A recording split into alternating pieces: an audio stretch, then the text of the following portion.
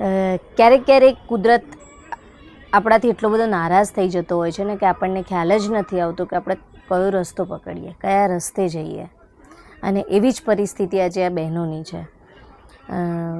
બહેનોની પાસે નથી માતા પિતા, નથી દાદા દાદી કે નથી ભાઈ કે કોઈ. આજે એમનો એક જ સહારો છે, જે એમના ફૈબા અને ફુવા.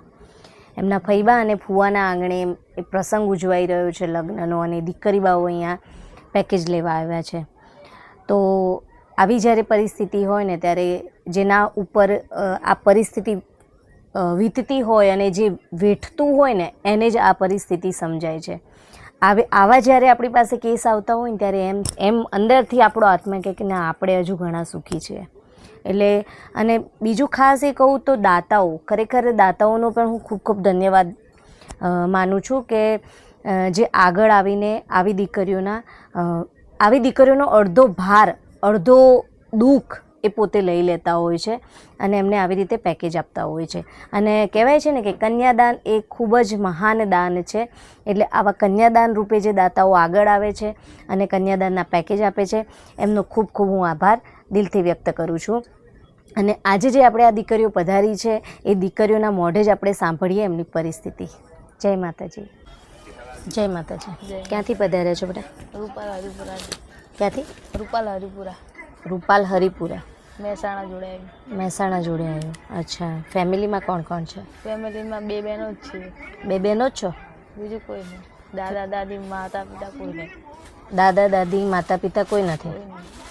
તો અત્યારે તમારે કોના ભેગા રહેવાનું? ફઈ અને ફુવાન ત્યાં. તમારા ફૈબા અને ફુવા? હા. અચ્છા. એટલે એમના ત્યાં રહીએ. મોટા ફેમિલીમાં, મતલબ આ તમારા ફાધરને અને મધરને એમને એક્સપાયર થઈ ગઈ કેટલો ટાઈમ થયો? મારા પપ્પાને 12 મહિના, એક વર્ષ થવા. 1 વર્ષ થવાય. અને મમ્મીને? એ તો ત્રીજામાં ભણતા તાંડી નહીં. મમ્મી ત્યારના નથી? ત્યારના નહીં. અને દાદા દાદી? દાદા દાદી એમને 5 વર્ષ જેવું થયું. અચ્છા. તો અત્યારે તમે 2 બહેનો જ છો ખાલી? ભાઈ?